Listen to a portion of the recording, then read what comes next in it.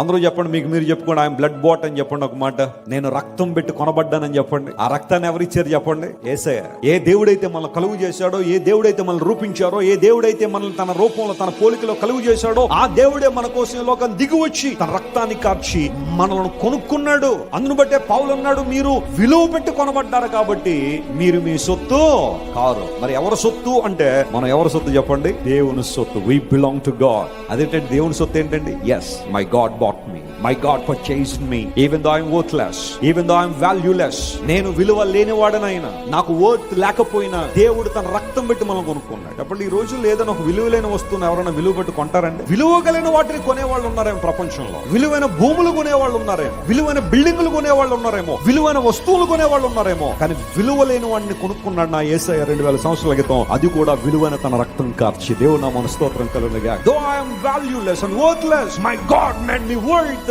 by his blood. తన రక్తం ద్వారా దేవుడు నన్ను విలువ కలిగిన వాడిగా చేశాడు. Download ShareChat.